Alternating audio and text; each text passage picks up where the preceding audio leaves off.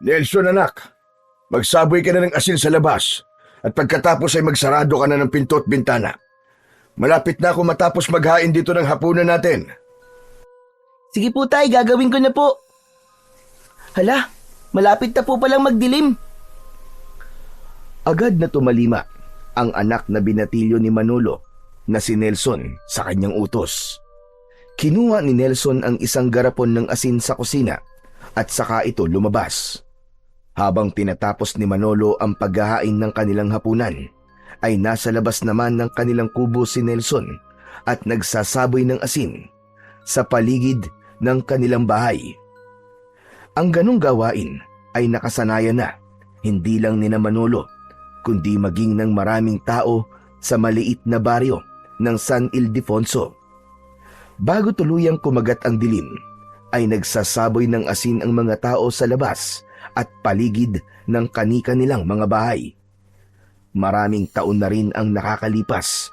Simula ng isang aswang ang nagsimulang manalasa gabi-gabi sa baryo ni Manolo. Nung umpisa, inakala nila na tao ang pumapatay sa mga tao roon. Pero nang may nakakita na mismo sa aswang, ay doon na tumindi ang takot ng mga tao. Sa kasamaang palad, isa ang asawa ni Manolo na si Rosario na naging biktima ng aswang na yon. 10 taon pa lamang nun si Nelson at buntis pa si Rosario sa pangalawa nilang anak. Isang gabi, nagbanyo si Rosario habang mahimbing na natutulog sina Nelson at Manolo. Nakahiwalay ang banyo nila sa kanilang bahay, kaya kinailangan pa ni Rosario na lumabas. Nagising na lang si Manolo sa malakas na sigaw ni Rosario at nang lumabas siya, ay doon niya nakita ang kalunos-lunos na sinapit ng kanyang asawa at ang ipinagbubuntis nito. Wakwak ang tiyan ni Rosario at naliligo ito sa sarili nitong dugo. Hindi nagtagal ay pumasok na si Nelson sa kanilang kubo. Sa pagkakataon na yon ay tapos nang maghain si Manolo.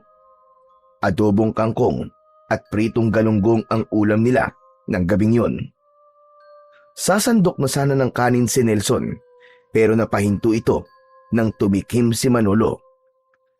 Magdasal na muna tayo anak bago kumain. Ay, oo nga po pala.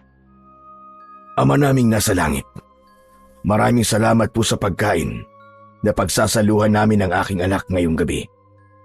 Sana po ay protektahan niyo kami ngayong gabi at sa mga susunod pang gabi mula sa mga kampon ng kadiliman, lalo na po sa aswang. Maraming salamat po sa inyong mga pagpapala. Ang lahat po ng ito ay dinadalangin namin sa pangalan ni Jesus. Amen. Matapos ang maikling dasal, ay sakalang nagsimulang kumain ang mag-ama. Pareha silang nagkakamay at maganang kumain. Sa gitna ng kanilang pagkain, ay biglang nagsalita si Nelson. Tay, hanggang kailan po tayo ganito? Anong ibig mong sabihin anak? Yung kinakailangan po na magsaboy po tayo ng asin bago po sumapit ang dilim. Hindi ko masasagot ang tanong mo na yan, Nelson. Hanggang buhay ang aswang na yon, ay ganito pa rin ang magiging buhay natin. Bakit po kasi wala pong maglakas ng loob na harapin yung aswang na yun, Tay? Mag-isa lang naman po siya, di ba? Nelson anak, huwag mong maliitin ang aswang na yon kahit mag-isa lang siya. Marami na ang sumubok na patayin siya, pero lahat ng sumubok ay kamatayan ang kinahantungan.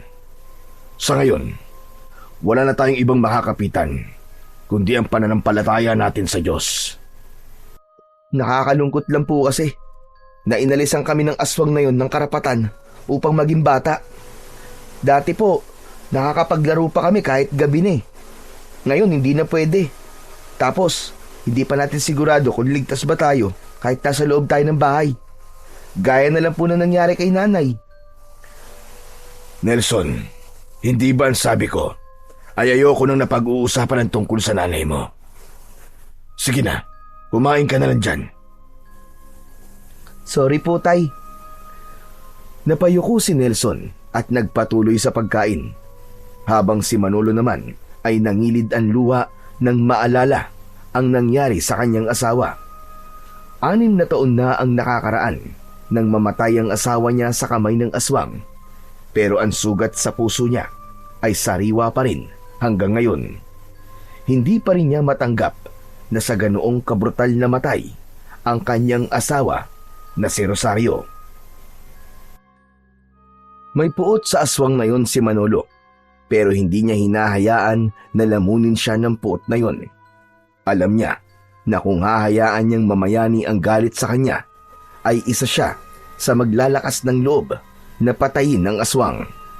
Wala siyang laban sa ganoong nilalang at ayaw niyang mamatay at maiwan ng mag-isa si Nelson, lalo na't nangako siya sa libingan ng kanyang asawang si Rosario na gagawin niya ang lahat upang protektahan ang kanilang anak. Madaling sabihin para sa iba na umalis na lang sila sa San Ildefonso, ngunit karamihan sa mga tao ron ay isang kahig, isang tuka ang buhay, o hindi kaya naman ay walang ibang lugar na mapupuntahan. Kaya ang mga kagaya ni Manolo at Nelson na walang kakayahang umalis sa baryo nila ay ginagawa ang lahat upang manatili silang ligtas tuwing sasapit ang gabi. Nang sumunod na araw ay maagang nagising si Manolo. 4:00 pa lamang ng umaga ay nagluluto na siya ng almusal nila ni Nelson. Bakasyon sa paaralan, kaya hinahayaan lang niya na matulog ang kanyang anak. Bandang 5:00 ay tapos nang magluto ng almusal si Manolo. Gising na rin si Nelson, kaya sabay na silang kumain ng almusal. Tay, pwede po ba akong sumama sa inyo sa trabaho? Naiinip po kasi ako dito sa bahay. Pwede naman anak. Basta wag kang pasaway doon ha. Kilala mo naman si Don Hilario. Pumapayag siya na isama namin ang mga anak namin, pero ayaw niya na nakakaabala sa trabaho. Kailan po ba ako naging pasaway? Gusto ko lang naman po kasi sa asyenda ni Don Hilario. Kasi ang daming bunga namang ganyan ron eh. Sige na, bilisan na natin ang pagkain. At dapat bago mag 6:00 ay nandun na tayo. Si Manolo ay isa sa mga magsasakang nagtatrabaho sa asyenda ni Don Hilario. Nag-aararo siya ng palay o hindi naman kaya ay nagtatanim ng mga gulay.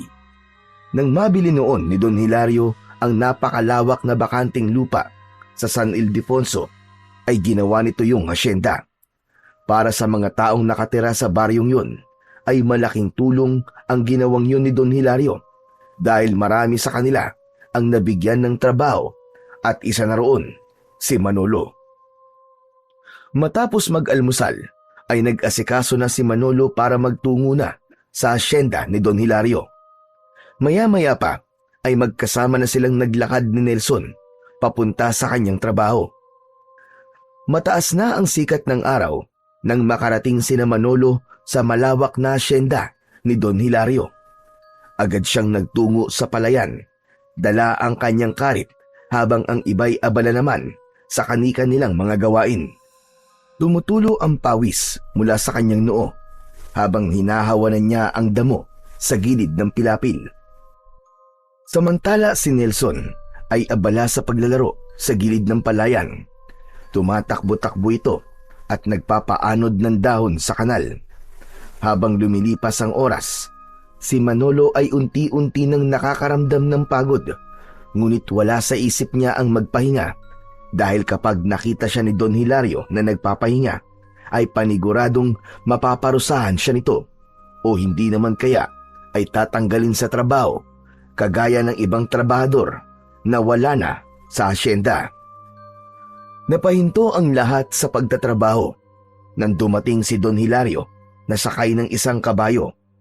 Nang hilakbot si Manolo nang makita niya na may isang lalaki ang nakatali ng lubid ang mga kamay habang hila-hila ng kabayo.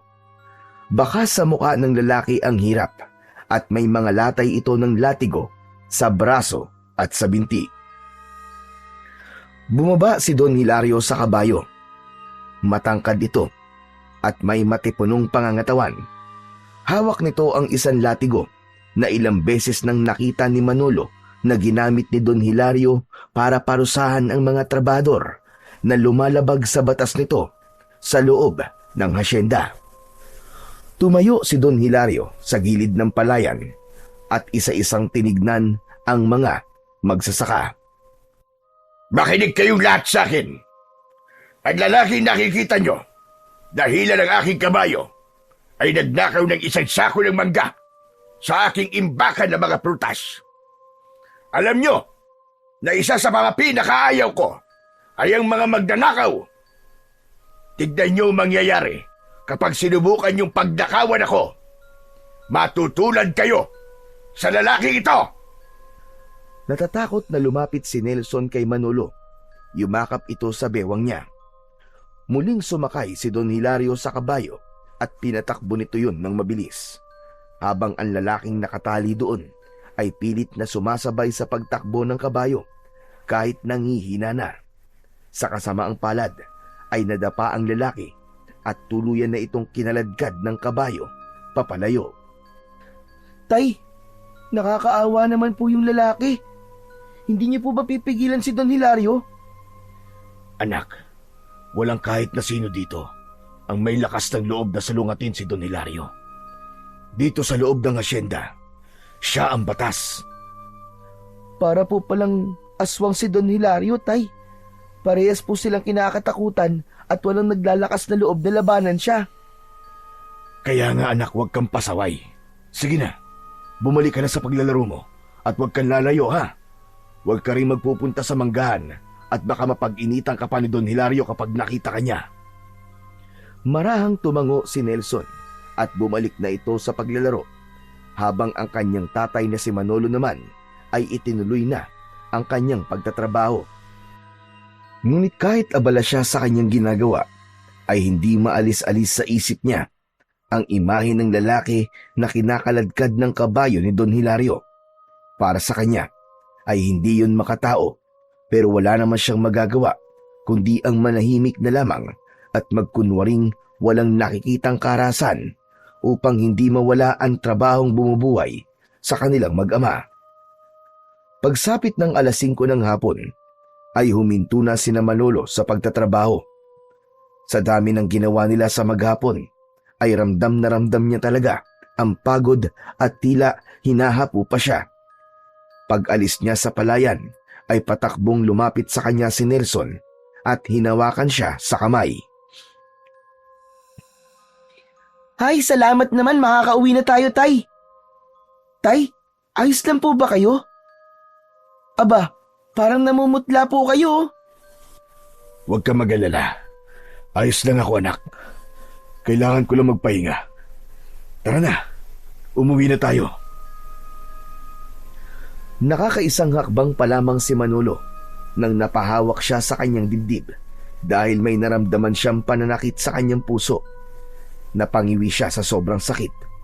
Nanlamig ang buong katawan niya at bahagyang nanlabo ang kanyang paningin. Tay, ano po nangyayari sa inyo?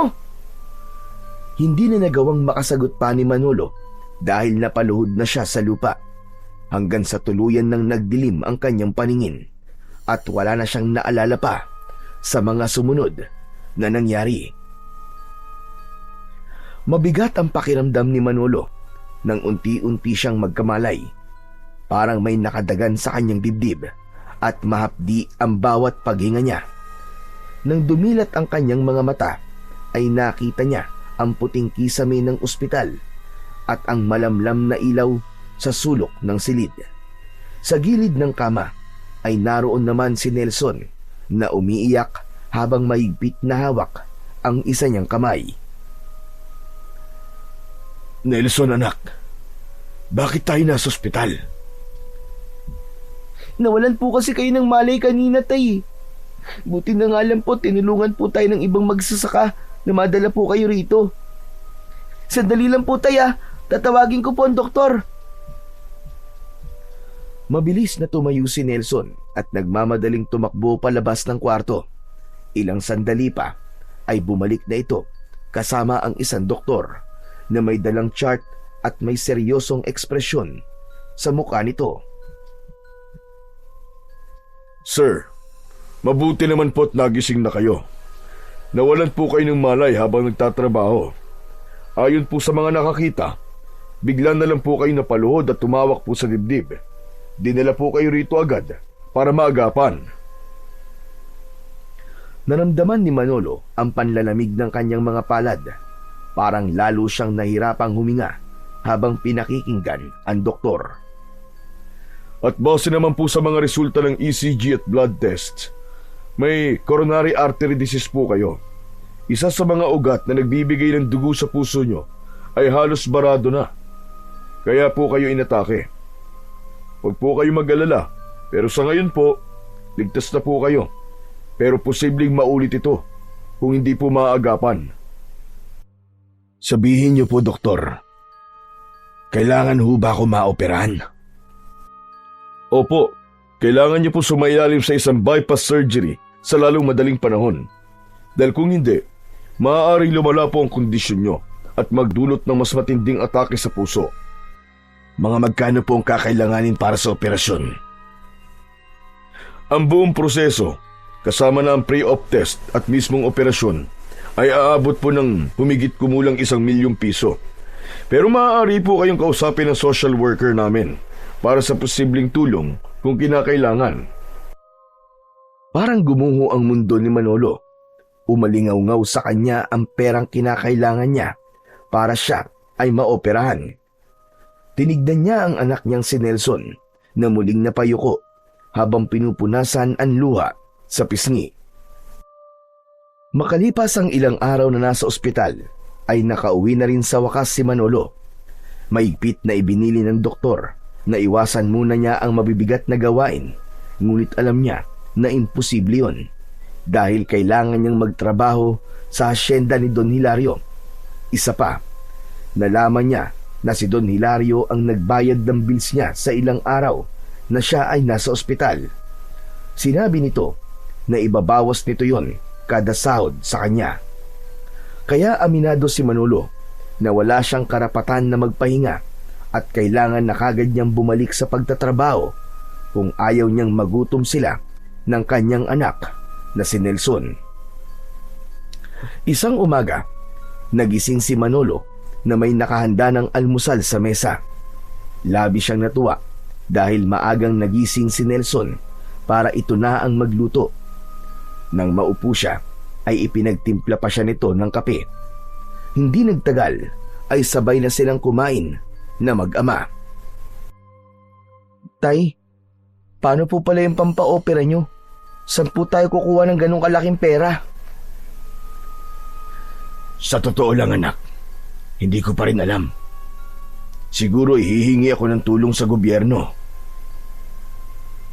Ayaw niyo po ba kay Don Hilario humingi ng tulong, Tay? Sigurado po ko, yung 1 milyon po ay barya lamang po sa kanya. Hindi, anak. Mahirap humingi ng tulong sa kanya. Palaging may kapalit. Kung uutang naman ako sa kanya, malamang ay magiging malaki ang tubo nun. Baka patay na ako eh. Hindi pa rin ako tapos magbayad sa kanya. Pero Tay, ang sabi po ng doktor kailangan niyo pong maoperahan sa lalong madaling panahon. Tapos, babalik po kagad kayo sa pagtatrabaho. Baka mapagod po ulit kayo, Tay, at atakihin na naman po kayo. Nelson, anak, alam mong hindi ako pwede magpahinga ng matagal. Magugutom tayong dalawa. Isa pa, kaya ko naman Hindi na lang ako masyado magpapagod sa bukid. Parang ang hirap naman pong paniwalaan na hindi po kayo magpapagod sa bukid, Tay. Ang bibigat po ng ginagawa nyo rin Ano po kaya kung ako po muna ang pumalit sa inyo sa trabaho? Mariing umiling si Manolo. Ramdam niya kung gaano kagusto ni Nelson na tulungan siya.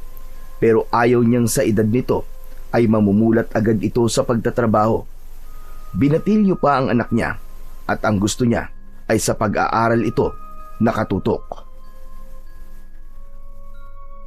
Nelson, anak, alam kong gusto mo akong tulungan. Pero ako ang haligi ng tahanan na ito. Kaya ako ang dapat na magtrabaho at hindi ikaw. Ang dapat na ginagawa mo ay nag-aaral at naglalaro. Ayokong magaya ka sa akin na sa murang edad pa lang ay nagbabanat na ng buto. Hindi na tumutol pa si Nelson pero bakas sa mukha nito ang lungkot nang dahil sa sitwasyon nilang mag-ama. Ipinagpatuloy na nila ang kanilang pagkain at pagkatapos ay dumiretso na sa hasyenda ni Don Hilario para magtrabaho. Kahit kakalabas pa lang ng ospital ay masigasig na nagtrabaho si Manolo, lalo na't naroon si Don Hilario na pinapanood ang bawat galaw ng lahat ng magsasaka. Alam ni Manolo na walang pakialam ang kanilang amo kahit galing siya sa ospital, at kapag nakita siya nitong nagpapahinga ay siguradong matitikman niya ang hagupit ng latigo nito. Matapos ang maghapon na trabaho ay umuwi na si Manolo sa kanilang kubo. Naabutan niya si Nelson na abala sa pagluluto sa kusina. Nakangiti niyang nilapitan ang kanyang anak at tinapik sa likod. Ang bango naman ang niluluto mo, anak. Ano ba yan? Sinigang na hipon po, tay. Napadaan po kasi si Aling Sonia kanina tapos nakita ko po na may nilalako siyang hipon eh. Yun, pinaubos na lang po niya kaya nabili ko po sa mababang presyo. Mabuti na lang talaga at namana mo sa nanay mo ang husay sa pagluluto. O paano? Ikaw na munang bahala dyan ha, at maglilinis lang ako ng katawan ko. Ay tay, sandali lang po. May sasabihin po ako sa inyo. Ano yon? Narinig niyo na po ba yung kumakalat na balita dito sa baryo natin? Yung bagong biktima po ng aswang kagabi? Sandaling natigilan si Manolo. Simula nang matuto ng mag-ingat ang mga tao sa kanilang baryo, ay wala nang nabiktima pa ang aswang. Kaya ang sinabing yun ni Nelson ay talagang gumulat sa kanya. Ano? Sino daw ang nabiktima ng aswang? Yung anak po ni Mang Ruel, tay. Yung buntis po. Pinasok daw po sa bahay. Grabe nga daw po, tay, kasi winakwak po ng aswang yung tiyan ng anak ni Mang Ruel para kunin po yung sanggol. Hindi ba sila nagsaboy ng asin sa paligid ng bahay nila? Nagsaboy naman daw po, tay, pero hindi po nila maintindihan kung bakit nagawa silang pasukin ng aswang. Naisip ko lang po na baka wala talagang epekto ang asin sa aswang na nandito sa baryo natin. Natatakot po ako na baka isang gabi po ay ang bahay naman po natin ang pasukin nun. Anak, huwag ka mag-alala. Kung sakali na pumasok siya rito, ay lalabanan ko siya. Hindi ako papayag na saktan kanya. Sige na, magluto ka na dyan at huwag mo na yung isipin. Dodoblihin natin ang proteksyon natin para hindi makapasok dito ang aswang na yon. Tinapik ni Manolo si Nelson sa balikat bago siya lumabas ng bahay upang magtungo sa banyo. Habang umiigib siya ng tubig sa kanilang balon na nasa likod ng bahay, ay hindi niya naiwasang isipin ang sinabi ng kanyang anak. Labis siyang nabahala dahil mukhang hindi na sapat na magsaboy lang sila ng asin sa paligid ng kanilang bahay. Kailangan ay makaisip siya ng ibang paraan upang protektahan ang kanilang tahanan laban sa aswang. Isinantabi muna ni Manolo ang takot na kanyang nararamdaman. Alam niya na hindi yun ang oras para matakot siya dahil sa huli ay sila rin ng anak niya ang magtatalo kung magpapalamon siya sa takot. Matapos na mapuno ng tubig mula sa balon ang timba, ay binuhat na yun ni Manolo papunta sa banyo upang maglinis ng kanyang katawan. Matindi ang sikat ng araw ng tanghali na yon habang abala si Manolo sa pagtatanim ng palay. Masakit na ang ulo at likod niya, pero hindi siya nagtangkang magpahinga dahil nakamasid sa kanila si Don Hilario. Hanggang sa isang iglap ay napahinto siya nang makaramdam siya ng matinding paninikip ng dibdib.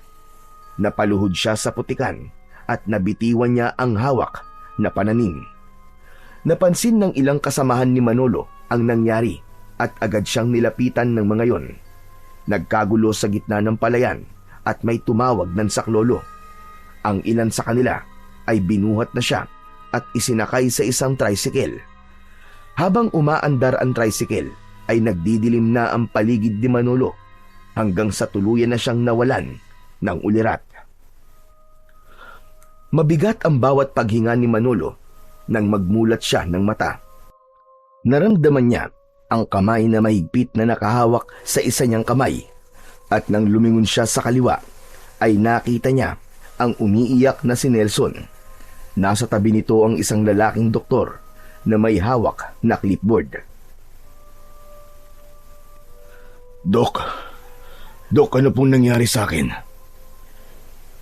Inatake na naman po kayo sa puso. Mas malala po ang atake na ito kumpara po sa una. Hindi na po pwedeng ipagpaliban ng operasyon. Kung muli po kayong aatakihin, ay baka yun na po ang huli. Sinasabi ko po sa inyo ang posibleng mangyari at hindi po ako nananakot. Pero Dok, wala pa po kaming pera para sa operasyon. Naiintindihan ko po, pero meron naman po mga ahensya ng gobyerno na pwede niyong lapitan para sa tulong pinansyal. May ilan ding NGO na maaari kayong makipag-ugnayan, pero hindi po kami makapagbibigay ng kasiguraduhan kung kakayanin nilang sagutin ang buong halaga ng operasyon. Saglit na katahimikan ang bumalot sa silid. Hindi nagtagal ay nagpaalam na ang doktor at naiwan sa silid na yon sina Manolo at Nelson. Tay, kailangan na po nating gumawa ng paraan para maoperahan na po kayo kaagad. Ako na po ang bahalang lumapit kay Mayor. Anak, ang totoo ay kinausap ko na si Mayor. Ang sabi niya, ang kaya niya lang daw sagutin ay ang gamot ko matapos ang operasyon. Ano pong gagawin natin ngayon, Tay? Ang sabi po ng doktor, kailangan na po kayong maoperahan. Huwag ka mag-alala. May awa ang Diyos, anak. Hindi niya tayo pababayaan. Ang totoo ay sinabi lang yun ni Manolo para hindi na mag-alala at mag-isip pa ang kanyang anak. Ayaw niya na sa edad nito na yun ay magkakaroon na ito ng ganong kalaking problema. Kaya hanggat maaari ay nais niyang suluhin ang lahat ng alalahanin nila. Labis ang awang naramdaman ni Nelson para sa kanyang ama. Nais niya itong tulungan na maoperahan na dahil ayaw na niyang hintayin pa na muli itong atakihin sa puso.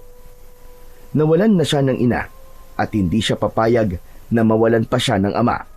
Kaya habang nasa ospital pa si Manolo ay isang ideya ang kanyang naisip. Isang gabi ay nagtungo siya sa asyenda ni Don Hilario. Kumatok siya sa pinto ng malaki nitong bahay at isang kasambahay ang nagbukas noon. Agad na sinabi ni Nelson sa kasambahay na nais niyang makausap si Don Hilario para sa isang importanteng bagay. Nagpakilala rin siya bilang anak ng isa sa mga trabahador sa asyenda. Umakyat ang kasambahay sa ikalawang palapag ng bahay habang nanatili naman sa labas si Nelson.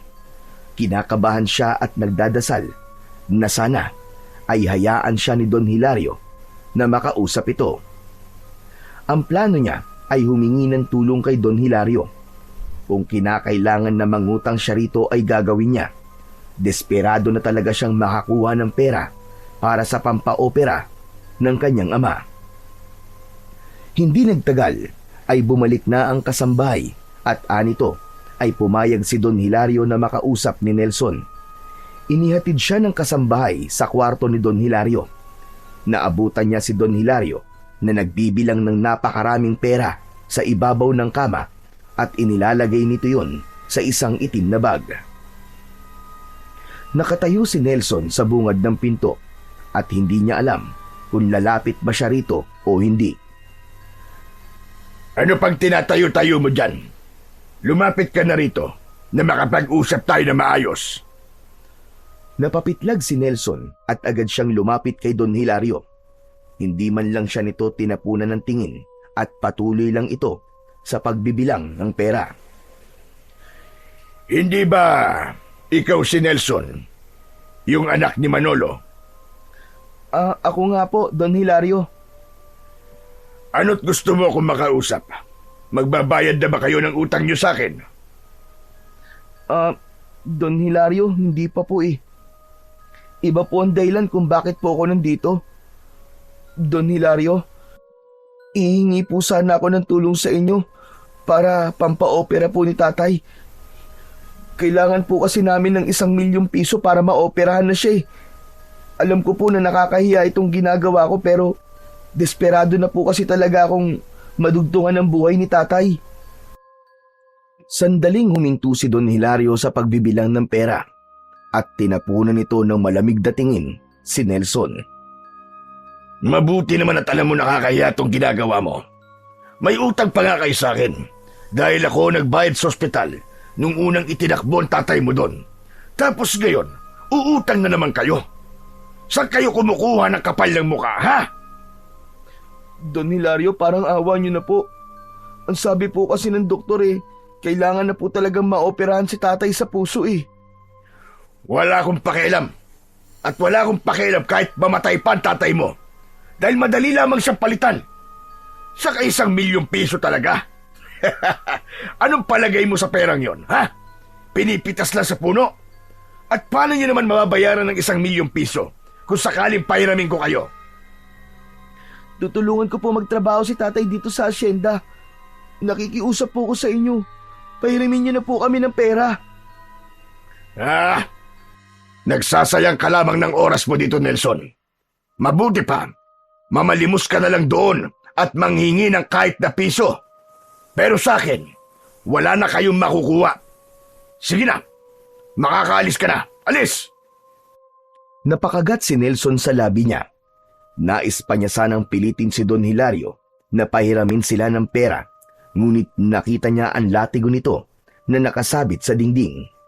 Tumakbo sa isip niya na baka kung magpupumilit siya ay saktan siya nito gamit ang latigo, kagaya ng ginawa nito sa mga tauhan nito na nagkakamali. Sige po, aalis na po ako. Maraming salamat na lang po. Aalis na sana si Nelson pero napako ang mga mata niya sa perang binibilang ni Don Hilario. Sa dami nun ay parabang higit pa yun sa 1,000,000 piso. Nang tignan siya ni Don Hilario ng masama ay napayuko siya at tuluyan na siyang lumabas ng silid. Nang isarado niya ang pinto ay sandali siyang natigilan. Hindi nawala sa isip niya ang perang binibilang ni Don Hilario at naisip niya na kung makukuha niya yon ay meron na siyang pampaopera sa kanyang ama. Alam ni Nelson na mali ang magnakaw at kung sakali ay yun ang unang beses na gagawin niya ang bagay na yun. Pero inisip niya na may magandang dahilan naman ang pagnanakaw na gagawin niya at yun ang magiging daan upang madugtungan ang buhay ng kanyang ama. Kaya imbis na lumabas ng bahay ni Don Hilario, ay inisa-isa niya ang mga pinto sa ikalawang palapag. Isang pinto ang hindi nakalak at dun pumasok si Nelson. Napagtanto niya na ang silid na napuntahan niya ay library dahil sa dami ng aklat na naroroon. Nagtago si Nelson sa ilalim ng isang lamesa at doon niya naisipan na magpalipas ng oras. Hindi na alam ni Nelson kung gaano na siya katagal na nakatago sa ilalim ng lamesa. Mula sa salaming bintana ay nakita niyang madilim na ang labas. Sumilip siya at nakita niya na 11:11 na pala ng gabi. Siguro naman ay tulog na si Don Hilario ng ganitong oras. Isang malalim na paghinga ang pinakawalan ni Nelson. Pilit niyang nilakasan ng kanyang loob at ang tanging inisip niya, gagawin niya yon para sa kanyang ama. Sa paglabas niya sa library ay sumalubong sa kanya ang kadiliman at katahimikan ng buong bahay. Maingat na naglakad si Nelson papunta sa harapan ng pinto ng silid ni Don Hilario. Nanginginig ang mga kamay na hinawakan niya ang doorknob at pinihit yun. Labis siyang nagpasalamat nang hindi yun nakakandado. Itinulak niya ang pinto at sumilip siya sa loob ng kwarto. Napangiti siya dahil wala si Don Hilario sa silid nito. Tuluyan nang pumasok si Nelson sa kwartong yun. Mabilis niyang hinanap ang bag kung saan nakalagay ang pera ni Don Hilario. Binuksan niya ang aparador, mga drawer at tinignan niya ang ilalim ng kama pero hindi niya nakita ang bag. Luminga siya sa paligid at nakita niya ang malaking picture frame na nakasabit sa dingding kung saan nakalagay doon ang litrato ni Don Hilario.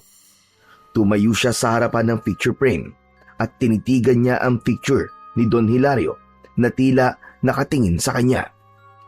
Hindi alam ni Nelson pero tila hinihila siya ng litratong yun. Kumuha siya ng upuan at tumungtong siya roon para maabot niya ang picture frame.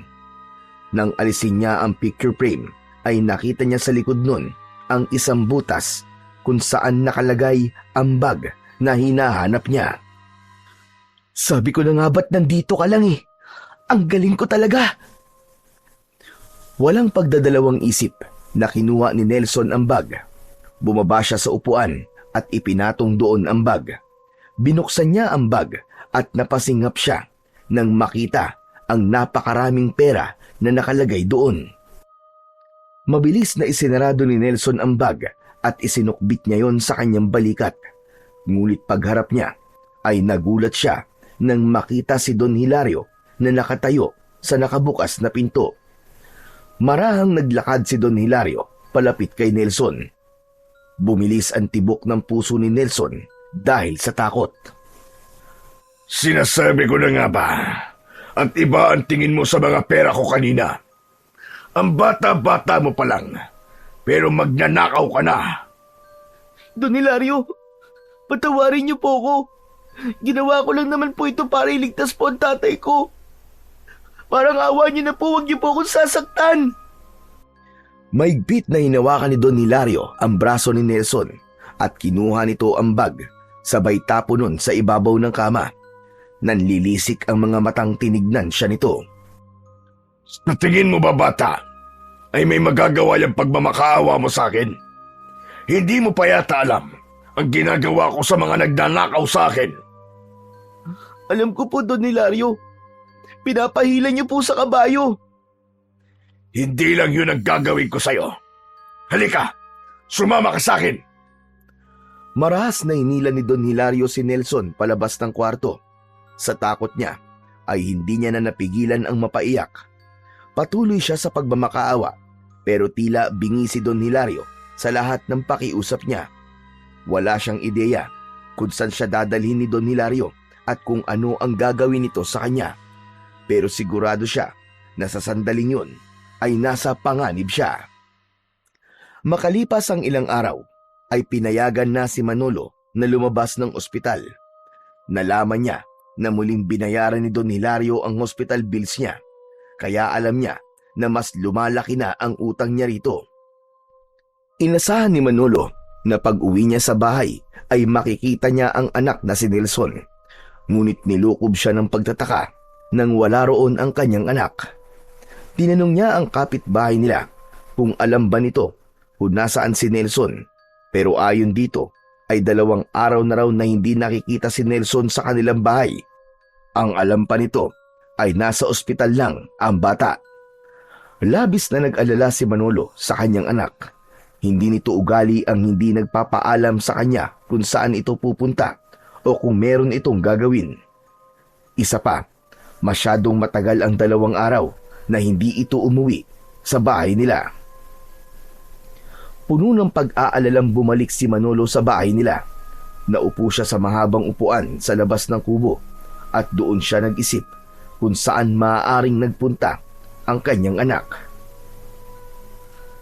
Nasaan ka na bang bata ka? Bakit hindi ka nagsabi sa akin kung saan ka nagpunta? Sa gitna ng pag-iisip ni Manolo ay isang itim na kotse ang huminto sa harapan ng bahay niya. Mula sa kotse na yon ay bumaba si Don Hilario na may madilim na muka. Napatayo si Manolo at hinintay niyang makalapit si Don Hilario sa kanya. Don Hilario, magandang umaga po. Ano pong sadya niyo rito? Tumawag sa akin ng ospital kung saan ka dinala. Ang sabi, nakalabas ka na raw. Kaya agad kitang pinuntahan rito. Don Hilario, may problema po ba? Tungkol po ba ito sa utang ko sa inyo? Salamat po pala ulit sa pagtulong niyo sa akin. Kung hindi po dahil sa inyo, ay hindi po ako makakalabas sa ospital. Wala sa mga nabanggit mo ang dahilan kung bakit ako nandito. Siguro ay alam mo nang nawawala ang anak mong si Nelson. Napatda si Manolo sa narinig. Nanlamig siya dahil wala siyang ideya kung paanong nalaman ni Don Hilario na nawawala ang anak niya. Sa dami ng ginagawa ni Don Hilario, alam niyang wala na itong oras sa mga nangyayari sa baryo nila. Opo, Don Hilario. Tama po kayo. Nawawala nga po siya. Ang sabi po ng kapitbahay namin ay 2 araw na raw pong hindi umuwi ang anak ko dito sa bahay. Paano kung sabihin ko sa'yo na alam ko kung nasaan ang anak mo? Ano po? Sumama ka sa akin at dadaling kita sa kanya. Nais pa sanang magtanong ni Manolo pero tumalikod na si Don Hilario at naglakad pabalik sa kotse nito. Nagtataka man ay sumunod na lang siya sa kanyang amo at sumakay siya sa backseat ng kotse. Habang umaandar ang sasakyan, naisip ni Manolo na magtanong kay Don Hilario pero sinabi nito na kung gusto niyang makita si Nelson ay manahimik na muna siya. Walang nagawa si Manolo kundi ang itikom ang bibig sa buong biyahe habang walang tigil sa pagtibok ng malakas ang kanyang puso. Inihinto ni Don Hilario ang kotse sa tapat ng napakalaki nitong bahay. Nang bumaba ito, ay agad na sumunod si Manolo hanggang sa makapasok na sila sa loob. Pagdating sa loob, ay patuloy pa rin sa pagsunod si Manolo sa kanyang amo hanggang sa hindi niya na napigilan ang sarili na magtanong. Don Hilario, akala ko po ba'y pupunta tayo kung nasaan si Nelson? Bakit nandito po tayo sa bahay niyo? Kaya nga, pupuntahan natin ang anak mo. Ibig sabihin, nandito po siya. Mahina ba ang utak mo? At hindi mo naiintindihan ang mga sinasabi ko kanina pa? Sumunod ka sa akin para makita mo siya. Isang pinto na nasa ilalim ng hagdan ang binuksan ni Don Hilario. May hagdan doon pababa, kaya nahinuha ni Manolo na papunta sila sa basement. Habang bumababa sa hagdan, ay palakas ng palakas ang kabog ng puso niya. Nang nasa baba na sila, ay binuksan ni Don Hilario ang ilaw at nanlaki ang mga mata ni Manolo nang makita niya si Nelson na nakaupo sa isang sulok habang yakap ang mga tuhod. Pagkakita sa kanya ni Nelson ay agad itong tumayo at mahigpit siyang niyakap. Tay! Tay, ayoko na po dito! Gusto ko na pong umuwi! May pagtatakang napatingin si Manolo kay Don Hilario. Bago pa siya nakapagtanong, ay inunahan na siya nitong magsalita. Pinagtangkaan akong nakawan ng pera ng anak mo. Nagpunta siya rito para humiram ng pera. Kasi uoperahan ka raw. Nang magpaalam siya, ay hindi pala siya umalis ng bahay ko. Naghintay siyang makatulog kaming lahat bago siya pumasok sa kwarto ko. Nahuli ko siyang hawak ang bag ko na naglalaman ng pera. Nelson, anak, totoo ba yun? Sorry po, Tay. Sorry po. Nagawa ko lang naman po yun kasi gusto ko na po talaga kayo maoperahan eh. Sorry na po talaga. Kaya dinala ko siya rito sa basement at ikinulong. Huwag ka mag-alala, Manolo. Hindi ko sinaktan ang anak mo. Ang totoo nga niyan pinapakain ko pa siya. Magpasalamat ka na lang at hindi yan nakatikim ng latigo ko. Patawarin niyo na po ang anak ko, Don Hilario. Hindi po talaga siya magnanakaw. Nagawa lang niya po yun para sa akin. Siguro naman po sapat na ang ilang araw na ikinulong niyo siya rito bilang parusa niyo sa kanya. Isasama ko na po siya sa pag-uwi ko. Sandali lang. Hindi pa tayo tapos. Alam mo bang sa ginawa ng anak mo, ay pwede ko siyang ipakulong. Ikaw rin, pwede ka rin makulong, Manolo. Dahil hindi mo binabantayan ang anak mo. Pakiusap po, Don Hilario. Huwag niyo po kaming ipakulong. Parang awa niyo na po. Baka isipin niyo ay ubod ako ng sama. Bibigyan ko kayo ng opsyon. Pwede ko kayong kasuhan para parehas kayong makulong o gagawin niyo ang ipag-uutos ko sa inyong dalawa. Natigilan si Manolo at sandali silang nagkatinginan ni Nelson. Hindi pa man sinasabi ni Don Hilario ang ipapagawa nito, ay kinabahan na kagad siya. Ano po bang ipapagawa niyo sa amin, Don Hilario? Isang nakakatakot na ngisi ang pinakawalan ni Don Hilario bago nito ipaliwanag sa kanila kung ano ang kailangan nilang gawin upang hindi ito magsampa ng kaso. May gusto kong ipahukay sa inyo sa gubat na nasa likod ng aking asyenda. Isang kahon na nakabaon sa tabi ng isang puno ng balete na matatagpuan sa gitna ng gubat. Ang eksaktong lugar na huhukayin nyo ay sa tabi ng pinakamalaking ugat ng puno na yon. Napakalaki ng puno ng balete na yon, kaya alam kong mahahanap nyo yung kagad. Ano po bang meron sa kahon na yon? At bakit kami po ng anak ko ang kailangan magukay? Dapat ko ba bang sagutin ang mga tanong mo, Manolo? O gusto mong tumawag na ako ng pulis ngayon? Hindi na po. Sige po, pumapayag na po kami. Hukayin po namin ang kahon na sinasabi nyo. Basta, wag nyo lang po kaming ipapakulong. Mabuti kung ganon. At ang gusto ko, hukayin nyo yon sa kabilugan ng buwan. Gabi nyo gawin. Dapat ay mahukay nyo yon sa isang gabi lamang. Nagkakaintindihan ba tayo? Dahil sa takot ni Manolo na makulong sila ni Nelson, ay pumayag na siya sa lahat ng sinabi ni Don Hilario. Hindi man siya sigurado sa kung gaano kalalim ang kailangan nilang hukayin, ay hindi niya na yon inisip dahil ang tanging gusto niya lamang ay ang makauwi na sila ng kanyang anak sa kanilang bahay. Matapos ang masinsinang pag-uusap, ay hinayaan na ni Don Hilario na makauwi sina Manolo at Nelson. Tahimik na naglakad ang mag-ama at nang makarating sila sa kanilang bahay ay nanghihinang napaupo si Manolo habang si Nelson naman ay nakatayo sa tabi ng pinto at nakayuko. Nelson, anak. Alam ko nagawa mo yon dahil sa kondisyon ko. Pero hindi ba sinabi ko na sa ito dati na kahit naghihirap tayo, ay hindi tayo magnanakaw? Alam ko naman po yun, Tay. Pero nang lumapit po kasi ako kay Don Hilario para humiram po ng pera, ay ayaw niyo po akong bigyan. Kahit nakita ko naman po na ang dami-dami niyang perang binibilang. Sorry po talaga, Tay. Hindi ko na po yun uulitin. Hindi na talaga dapat. Dahil talagang magagalit na ako sa'yo. Mabuti na lang at hindi tayo ipinakulong ni Don Hilario. Pero Tay, gagawin ba talaga natin yung sinabi ni Don Hilario na may huhukayin tayong kahon sa gubat?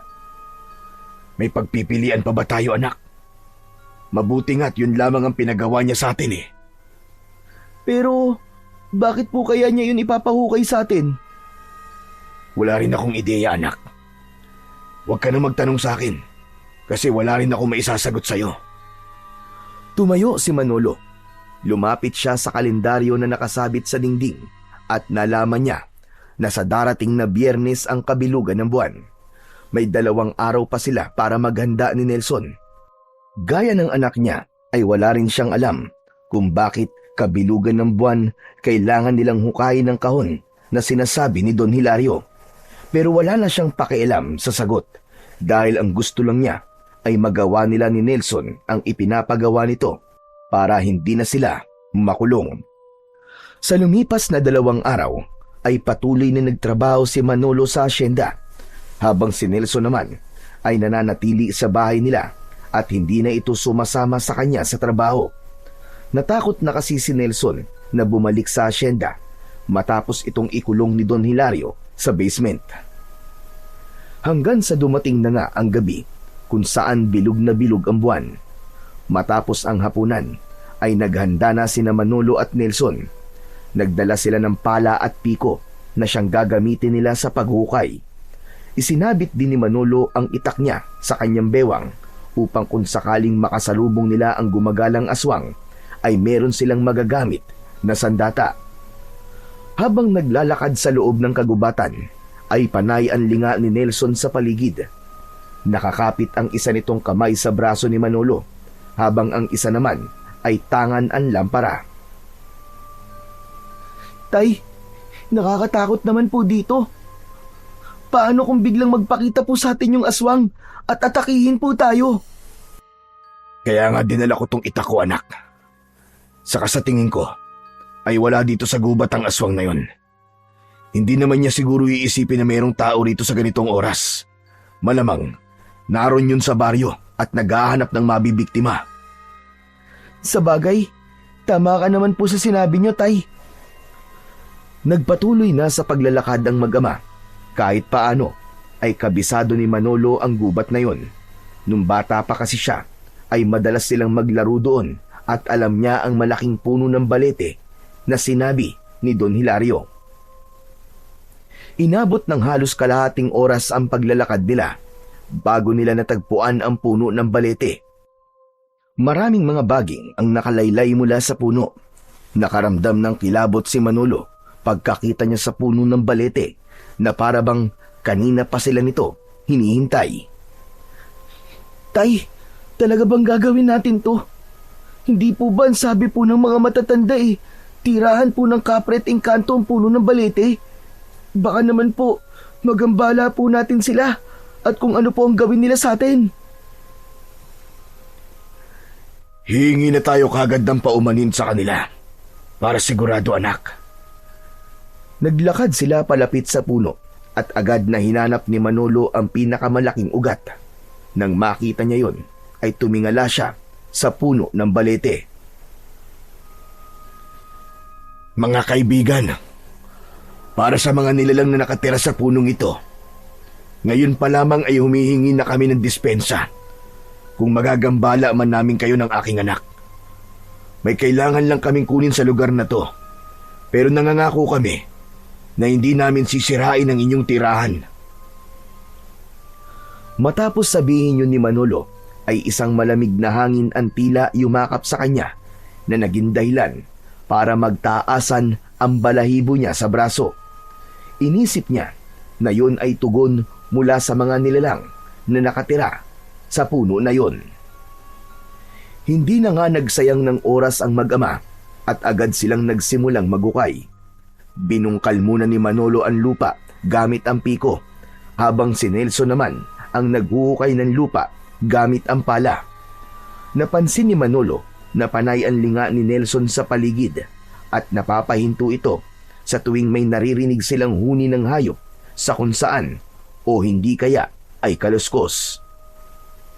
Tay, narinig niyo po ba yun? Ano kaya yun? Huwag mong pansinin ang mga naririnig mo. Basta, mag-focus ka lang sa paghukay. Makalipas ang ilang oras nang walang tigil na paghukay, ay biglang may tinamaan na kung anong matigas na bagay ang piko ni Manolo. Nang sandaling yun, ay halos umabot na sa bewang niya ang lalim ng hukay na kanilang nagawa.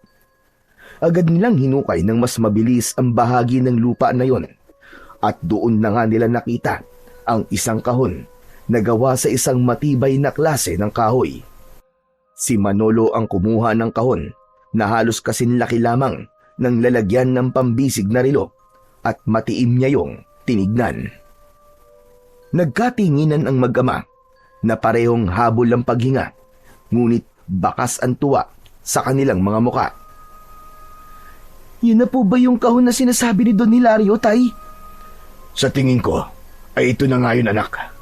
Makakauwi na tayo. Ay, salamat naman. Ang sakit na po kasi ng likod at kamay ko sa kakahukay. Agad na iniligpit ni na Manolo ang mga gamit nila at naglakad na sila palabas ng gubat. Nang makauwi na sila, ay ipinatong ni Manolo ang kahon sa ibabaw ng lamesa kung saan sila kumakain. Magkasabay na umupo ang mag-ama at parehas nilang tinignan ang kahon. Tay, ano po kayang laman ng kahon na yan? Buksan po kaya natin? Hindi natin pwedeng buksan yan, Nelson. Hindi sa atin yan. Masama ang makialam ng gamit ng may gamit.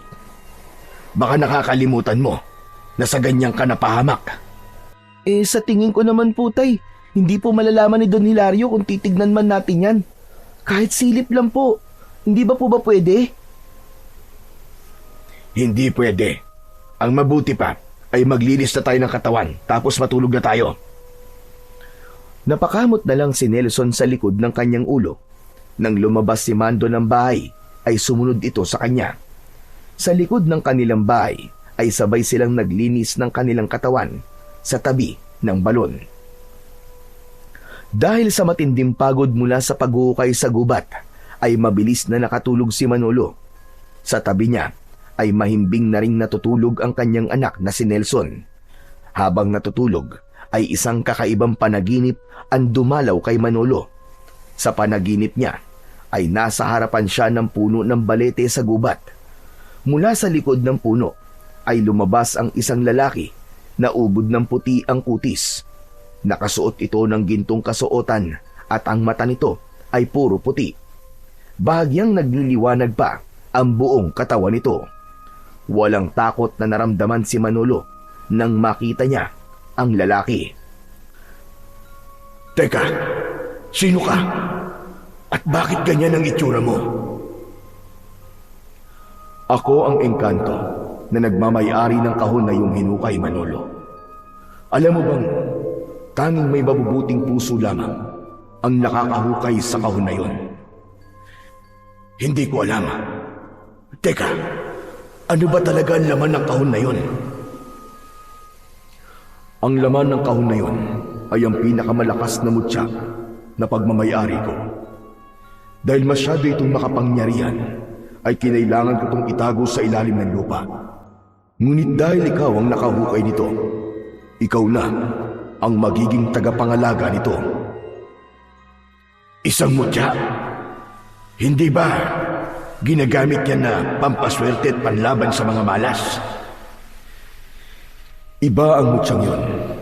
Kapag ikaw ay may tanga nun, ay magkakaroon ka ng pambihirang lakas na wala ang isang normal na tao.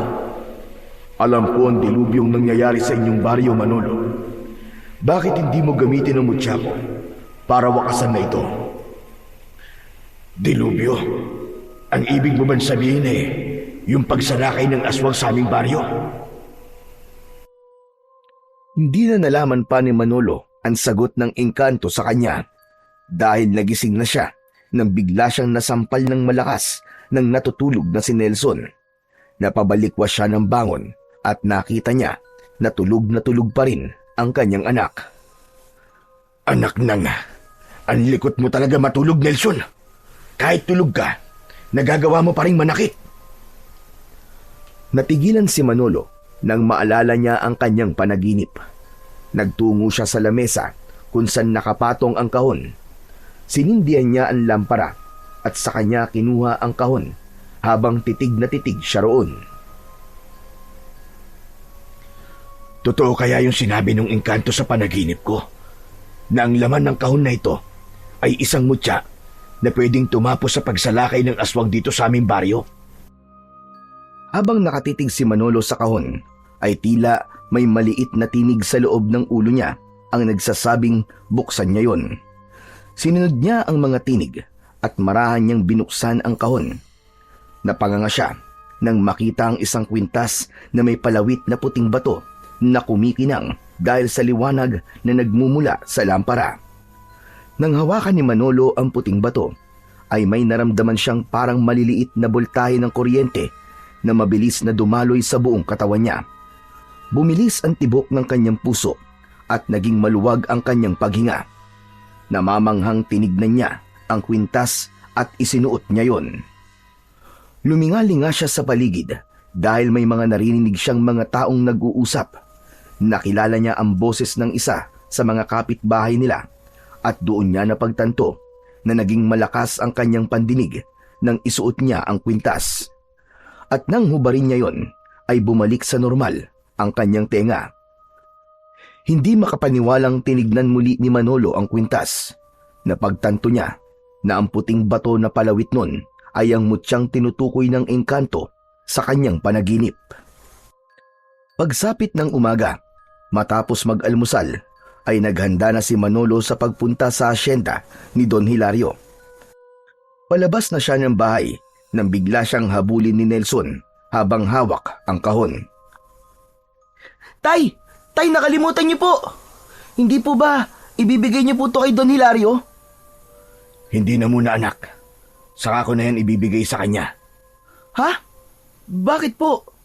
Basta, saka ko na sa'yo ipapaliwanag. Sa ngayon, ay dito na muna yan sa bahay natin. At kahit na anong mangyari, ay huwag mong bubuksan yan. Nagkakaintindihan ba tayo? Opo, pero tay, bakit nga po? Pag uwi ko, ay saka ko sasabihin sa'yo. Bahagyang ginulo ni Manolo ang buhok ng kanyang anak at bago siya tuluyang lumabas ng kanilang kubo, ay ngumiti siya rito. Nang malaman ni Manolo ang taglay na kapangyarihan ng mutya ng engkanto, ay naisip niyang gamitin yon para labanan ng aswang na ilang taon nang nagdadala ng takot sa kanilang baryo. Naisip niya rin na kung mapapatay niya ang aswang gamit ang mutya, ay maipaghihiganti na rin niya ang kanyang asawa at ang anak nila na hindi man lang nasilayan ng mundo nang dahil sa aswang ngayon. Nang makarating si Manolo sa asyenda, ay dumiretso siya sa malaking bahay ni Don Hilario. Pinapasok siya ng kasambahay at inihatid siya nito sa silid ni Don Hilario. Nang makapasok na siya sa kwarto ng kanyang amo, ay umalis na kagad ang kasambahay. Isinarado ni Manolo ang pinto at lumapit siya kay Don Hilario na nasa balkonahe at umiinom ng kape. Nakatalikod ito sa gawin niya at nakatanaw sa malawak nitong lupain. Magandang umaga po sa inyo, Don Hilario. Malaki ang ngiti na humarap si Don Hilario at ipinatong nito ang kape sa ibabaw ng lamesa. Sigurado kong magiging maganda ang umaga ko dahil sa dala mo. Nasaan na ang kahon, Manolo? Akin na. Yun nga po ang sasabihin ko sa inyo. Nang magukay po kami ni Nelson kagabi sa may tabi ng puno ng balete, ay wala po kami nakuwang kahon. Inabot na nga po kami ng umaga sa pag-uukay. Nawala ang ngiti ni Don Hilario sa sinabing yun ni Manolo at nanlisik ang mga mata nito. Anong sinabi mo?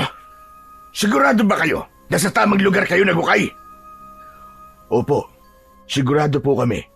Nagukay po kami sa tabi ng pinakamalaking ugat ng puno ng balete. Kung sa tamang lugar kayo nagukay, imposibleng wala kayong makuwang kahon. Bakit ba sa inyo ko pa yung pinagawa eh? Eh mga tanga pala kayong mag-ama. Pwede naman po kami magukay ulit mamayang gabi. Susubukan po ulit namin. Tuwing bilog ang buwan lang pwedeng hukayin ng kahon na yun, Manolo. Sinayang nyo lang ang pagkakataon. Kung ganun po, Don Hilario, sa susunod po na pagbilog ng buwan po ulit kami maghuhukay. Nangangako po ko na makukuha na po namin ang kahon. At kung hindi pa rin po namin makukuha yon, ay handa na po kami na ipakulong nyo. Mabuti, at ikaw na rin na nagsabi niyan. Talagang ipakukulong ko kayong dalawa ng anak mo kapag sa susunod na pagbilog ng buwan ay hindi nyo pa rin nakukuha ang kahon na yon. Sige na, umalis ka na sa harapan ko. Sinisira mo lamang ang araw ko. Pasensya na po ulit, Don Hilario. Bahagyang yumukod si Manolo sa kanyang amo bago siya lumabas ng kwarto nito. Ramdam na ramdam niya ang galit ni Don Hilario pero wala siyang pinagsisisihan sa kanyang ginawa. Aminado rin siya na hindi tamang nagsinungaling siya pero ginawa lang naman niya yon dahil naniniwala siya na kailangan muna niyang gamitin ang mutya para labanan niya ang aswang. Matapos ang maghapon na pagtatrabaho sa asyenda, ay umuwi na si Manolo sa bahay. Nakita niya sa labas si Nelson na nakikipaglaro ng patintero. Pagkakita nito sa kanya, ay huminto na ito sa paglalaro at sumabay na sa kanya sa pag-uwi. Pagpasok nila sa bahay nila, ay nakita niya ang kahon na nakapatong pa rin sa lamesa. Anak, hindi mo ba binuksan ang kahon na to habang wala ako? Hindi po tay, tulad po ng bilin nyo. Nagsasabi ka ba ng totoo? Oo naman po, kahit isumpa ko pa po sa kaluluwa ni nanay. Matamang tinignan ni Manolo si Nelson at nakita niya sa mga mata nito na nagsasabi ng totoo ang bata. Tay, pwede nyo na po bang sabihin sa akin kung bakit hindi nyo po yan ibinigay kay Don Hilario? Hindi po ba siya nagalit sa inyo nang sabihin nyo po na hindi mo na yan ibibigay sa kanya? Hindi ko sinabing nakuha na natin, anak. Ang sabi ko ay susubukan nating hukayin ulit ang kahon sa susunod na kabilugan ng buwan. Hala, ibig sabihin po nagsinungaling po kayo sa kanya? Hindi po ba sabi niyo po sa akin masama po magsinungaling? Hindi sa pagkakataon na ito, Nelson. Kailangan ko ang mutya na nasa loob ng kahon para labanan ng aswang. Ano po, Tay? Mutya? Mutya po ang laman ng kahon na yan?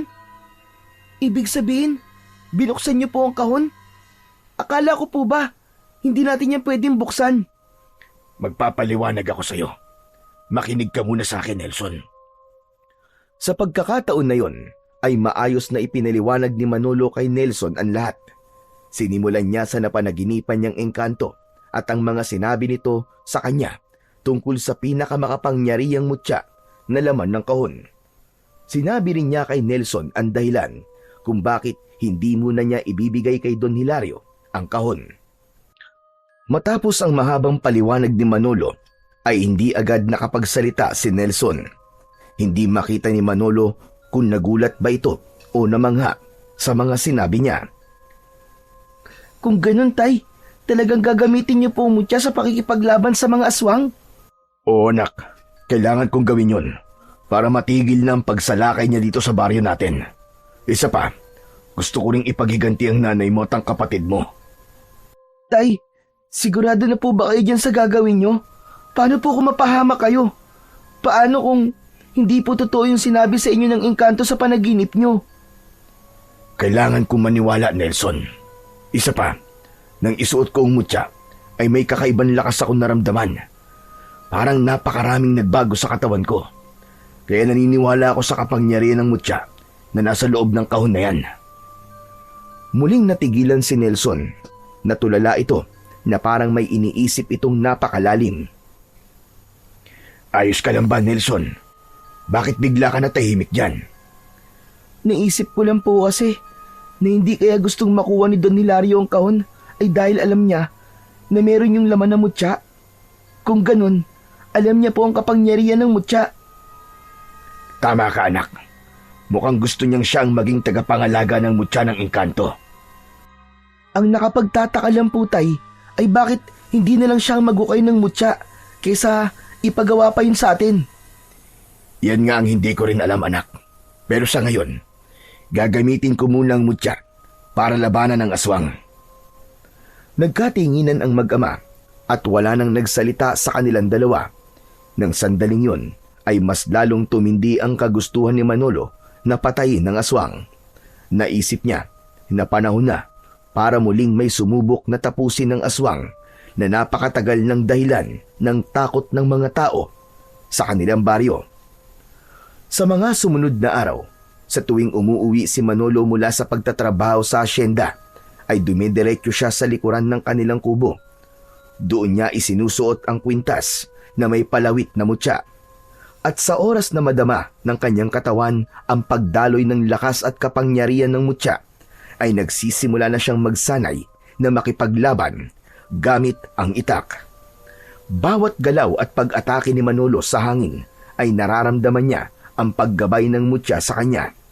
Kahit wala siyang kasanayan sa pakikipaglaban, ay para siyang isang mandirigma na ilang taon nang nakikipaglaban. At nang dahil doon, ay mas lalong lumaki ang kumpiyansa niyang mananalo siya sa oras na makipaglaban na siya sa aswang. Isang gabi, habang mahimbing na natutulog si Nelson, ay gising na gising pa rin si Manolo. Nakatingin siya sa kawalan habang iniisip ang maaaring mangyari kung sakali na magkaharap sila ng aswang. Para sa kanya ay handa na niyang labanan ang aswang na yun. Naputol ang pag-iisip ni Manolo nang marinig niya ang kalunos-lunos na pagsigaw ng kanilang kapitbahay. Humihingi ang mga yon ng tulong. Bumilis ang tibok ng puso niya. Napatayo siya mula sa pagkakahiga at nagkaroon siya ng hinala na inaatake ng aswang ang kapitbahay nila. Nagising na rin si Nelson at may pag-aalangang tinignan ang tatay niya. Tay, may aswang po yata sa kapitbahay natin. Tama ka, anak. At oras na para gamitin ko ang mutya. Mula sa kahon na lalagyan nila ng damit ay inilabas ni Manolo ang kahon. Binuksan niya yon at kinuha ang mutya. Walang pagdadalawang isip na isinuot niya yon sa kanyang leeg. Kinuha niya ang kanyang matalas na itak sa kusina at lalabas na sana siya nang biglang hawakan ni Nelson ang kamay niya. Napahinto siya at tumingin sa kanyang anak. Tay, huwag ka po mamamatay ah. Hindi ko po kayang mawala kayo. Huwag niyo po akong iiwan na gaya ni nanay. Hindi ako mamamatay, anak. Kung meron mang mamamatay ngayong gabi, yun ay ang aswang at hindi ako. Dito ka lang, anak. Huwag kang lalabas kahit na anong mangyari. Tumango si Nelson at binitiwan siya nito. Naramdaman niya ang tiwala ng anak niya sa kanya, kaya mas lalong lumakas ang kanyang loob. Paglabas ni Manolo ng bahay, ay naramdaman niya kagad ang pagbuhos ng kakaibang lakas sa kanyang katawan na parang apoy na gumagapang mula sa kanyang dibdib patungo sa bawat hibla ng kanyang laman. Dumaan siya sa likuran ng kanilang bahay at mabilis na tinakbo ang bahay ng kapitbahay nila na pinagmumulan ng mga sigaw. Pagdating niya roon ay giniba niya ang pinto gamit ang balikat. Sa loob, bumungad sa kanya ang isang karumal-dumal na tagpo. Isang aswang na babalahibo, may mahahabang kuko at pulang-pula ang mga mata, ang kasalukuyang nilalapa ang isang lalaki.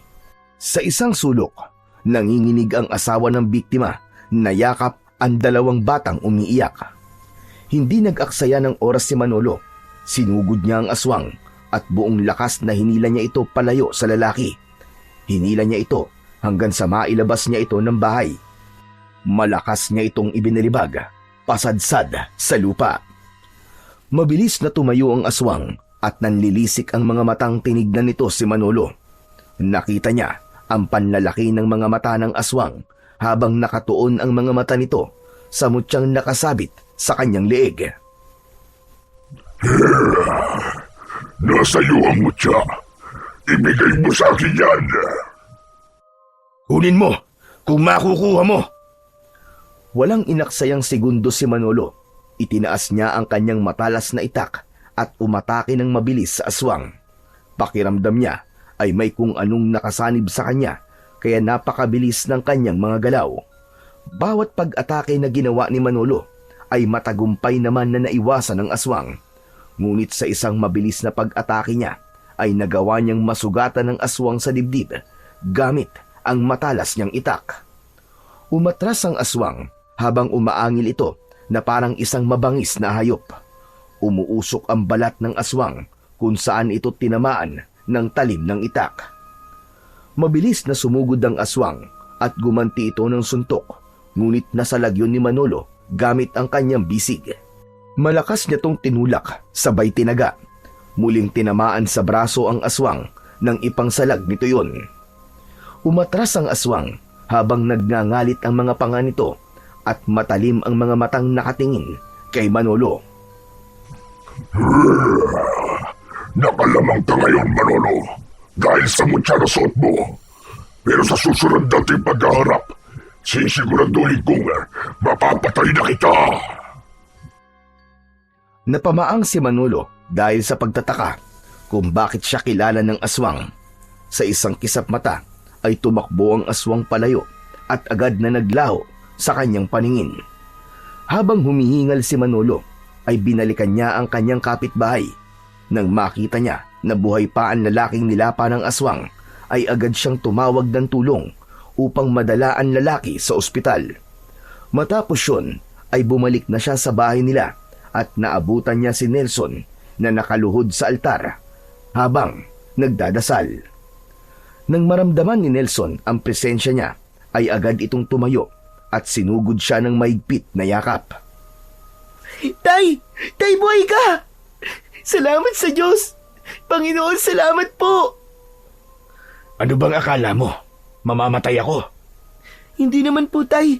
Siyempre, natatakot din po ako para sa inyo kasi aswang po ang kalaban nyo eh. Ano po pala nangyari, Tay? Napatay niyo po ba yung aswang? Hindi, anak. Hindi ko siya napatay. Nakataka siya na masugatan ko siya. Pero ang pinagtataka ko ay kung bakit niya ako kilala at alam niya na kaya ako malakas ay dahil sa mutya. Tinawag niya ako sa pangalan ko. Natigilan si Nelson at nahulog ito sa malalim na pag-iisip. Hindi nagtagal ay tumingin ito sa kanya habang nanlalaki ang mga mata. Tay, hindi po kaya taga rito lang po sa atin yung aswang na yun? Baka sa umaga po ay tao siya at sa gabi nagiging aswang siya. Naisip ko lang po na baka isa siya sa mga kakilala niyo rito sa baryo, kaya alam niya po ang pangalan niyo. Ang talino mo talaga, anak. Manang-mana ka talaga sa akin. Siyempre naman po, Tay. Sayang naman po ang pagpapaaral niyo sa akin kung hindi ko po gagamitin ang utak ko. Pero anak, sino sa mga kakilala ko ang aswang? Sa dami ng kakilala ko rito sa baryo, mahihirapan tayong matukoy kung sino sa kanila ang aswang. Yan po ang problema natin ngayon, Tay. Sa tingin ko po kasi ay mas magiging madali kung alam natin kung sino ang aswang dito sa baryo natin. Ang lamang lang po niya sa inyo ngayon ay kilala niya kayo, Tay. Natahimik ang mag-ama na pagtanto ni Manolo na tama ang kanyang anak. Habang nag-iisip ay hindi siya makapaniwala sa posibilidad na isa sa mga kakilala niya sa kanilang baryo ang aswang na ilang taon nang nananalasa sa baryo nila at pumatay sa kanyang asawa't anak. Nangako siya sa kanyang sarili na kahit sino pa ang aswang ay papatayin niya pa rin ito. Dahil sa dami ng buhay na kinuha nito sa mga nakalipas na taon, naniniwala siyang kamatayan ang nararapat na kaparusahan para dito. Simula nang magkaroon si Manolo at Nelson ng hinala na maaaring isa sa mga kakilala ni Manolo ang aswang na umatake sa kapitbahay nila, ay naging mas mapagmatsyag si Manolo sa bawat taong kanyang nakakasalamuha. Sinimulan niyang obserbahan ang kilos ng bawat kasamahan niya sa trabaho, ang mga tingin, mga galaw at kung paano makisalamuha sa iba. Lahat ng yon ay mataman niyang pinag-aralan, ngunit sa bawat araw na lumilipas ay wala siyang nakitang senyales ng pagkakaiba ng mga ito at lahat ay tila ordinaryong tao lamang. Kaya naman, nanatiling palaisipan sa kanilang mag-ama kung sino ang nilalang na may alam ng kanyang pangalan at ang tungkol sa suot ng mutya. Isang hapon, pagod na umuwi si Manolo mula sa pagtatrabaho.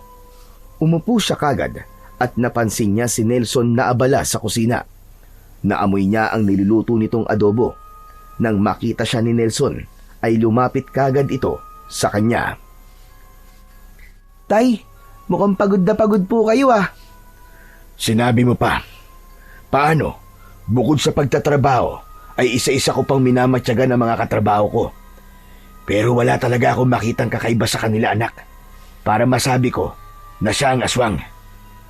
Ako nga rin po, Tay. Nagmamatsyag din po ako sa mga tao dito sa baryo, pero wala akong makita na pwedeng maging aswang.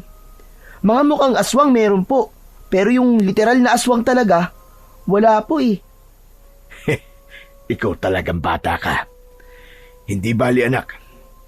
Sa oras na muling umatake yung aswang, ay haharapin ko na lang ulit siya at sisiguraduhin ko na sa oras na yon ay mapapatay ko na siya. Pero Tay, hindi niyo po ba naisip na baka gamitin niya po ang lamang niya sa inyo? Nakilala niya po kayo? Hindi agad nakapagsalita si Manolo sa sinabi ng kanyang anak. Kung hindi pa yun sinabi ni Nelson, ay hindi niya mapagtatanto na posible nga yung mangyari. Maaaring saktan ng aswang si Nelson dahil sa alam ng aswang kung sino ang mahal niya sa buhay. Sa posibilidad na yon ay mas tumindi ang kaba ni Manolo at napagtanto niya na kailangan nilang mag-ingat na mag-ama. Sa gitna ng pag-uusap nila ay nakarinig sila ng ugong ng sasakyan sa labas ng kanilang bahay. Sabay silang napatingin sa nakabukas na pinto at mula roon ay nakita ni Manolo ang isang pamilyar na sasakyan. Bumaba doon si Don Hilario at matikas na naglakad palapit sa bahay ni Manolo. Aba Tay, si Don Hilario yun ah. Ano po kayang kailangan niya? Lumabas si Manolo at sinalubong si Don Hilario. Magandang hapon po sa inyo, Don Hilario. Manolo, pwede ba tayo mag-usap sa loob? Sige po, pasok po kayo. Pinauna ni Manolo na pumasok si Don Hilario bago siya sumunod dito. Umupo si Don Hilario sa pang-isahang upuan habang sina Manolo at Nelson naman ay sa mahabang upuan. Nelson anak, lumabas ka na muna at may pag-uusapan lamang kami ni Don Hilario. Hindi mo na siya kailangan palabasin, Manolo. Hayaan mo nandito siya para marinig niya ang pag-uusapan natin. Ano po ba ang pag-uusapan natin, Don Hilario? Tungkol po ba ito sa pinapahukay niyo po sa amin? Hindi agad nagsalita si Don Hilario. Bagkus ay inililis nito paitaas ang manggas ng suot nitong long sleeves na polo. Nanlaki ang mga mata ni Manolo nang makita niya ang mahabang sugat sa braso ni Don Hilario. Bumalik sa alaala niya ang aswang na nasugatan niya sa braso nung unang beses niya itong nilabanan. Alam kong iniisip mo, Manolo. At tama ka ng hinala. Ako ang aswang na nakaharap mo. Ako ang aswang na matagal na sumasalakay sa baryong ito. Natigalgal ang mag-ama at kapwa sila nagimbal sa sinabi na yon ni Don Hilario. Agad namang pinigilan ni Manolo ang pagsiklab ng galit sa puso niya nang mapagtanto niyang si Don Hilario ang aswang na pumatay sa kanyang asawa at anak. Alam ko rin na hinahanap niyo kung sino ang aswang. At alam ko na hindi magtatagal ay malalaman niyo rin na ako ang hinahanap niyong dalawa. Hindi ako nandito para makipag-away. Nandito ako para kunin ang isang bagay na alam kong sa akin. Ang pinakamakapangyarihang mutya ng engkanto, yun ba? Tama ka, Manolo. Marunong ka rin palang mag-isip. Nang maglaban tayo, ay nakita ko suot mo yon. Ngayon, gusto kong ibigay mo sa akin yon. Ngayon naiintindihan ko na. Sinabi sa akin ng engkanto na tanging may mga mabubuting puso lamang ang makakahukay sa mutya. Hindi mo yun mahuhukay kasi masama ka. Kaya kami ni Nelson ang inutusan mo maghukay nun. Matagal ko nang gustong kunin ang mutyag yon, Manolo, para mas maging malakas ako. Pero huwag kayong mag-alala dahil may kapalit kapag ibinigay niyo sa akin ang mutya. Bibigyan ko kayo ng perang pampaopera mo. Bukod doon, ay magbibigay din ako sa inyo ng 10 milyong piso. Maaari na kayong umalis sa baryong ito at mabuhay sa ibang lugar. Tumiim ang bagang ni Manolo at mahigpit niyang naikuyom ang kanyang mga kamay. Tumalim ang tingin niya kay Don Hilario. Hayop ka. Ikaw ang pumatay sa mag-ina ko. Ikaw ang aswang na lumapa sa asawa ko habang ipinagbubuntis niya ang pangalawa naming anak. Sa tingin mo ba, ay hahayaan kong makuha mo ang mutya? Hayop ka, demonyo ka! Napakatapang mo naman yata, Manolo. Matagal naman na yatang nangyari yun. Bakit hindi mo nalang kalimutan at magpatuloy sa buhay? Isipin mo ang perang makukuha niyong mag-ama kapag binigay mo sa akin ang mutya. Huwag mo nang pairalin ang galit. Maging praktikal ka na lang. At ano, kapag ibinigay ko sa inyo ang mutya, sigurado ko na gagamitin mo lang yun sa masama. Mas lalong dadami ang magiging biktima mo. Gano'n na nga. Anong magagawa ko? Ganito ko nilikha. Ipinanganak ako para pumatay ng tao dahil kayo ang pagkain ko. Pues, makakaalis ka na, Don Hilario. Wala kang makukuhang mutya sa akin. Bibigyan kita ng ilang araw para makapag-isip, Manolo. Hindi na kailangan. Hindi ko ibibigay sa iyo ang mutya kahit anong mangyari. Biglang tumayo si Nelson at kinuha nito sa kusina ang itak. Itinutok nito yon kay Don Hilario na ikinagulat naman ni Manolo. Umalis ka na rito, demonyo ka! Kaya pala sama ng ugali mo! Kasi aswang ka! Pinapahanga niyo ako, mag-ama. Masyado kayong matatapang.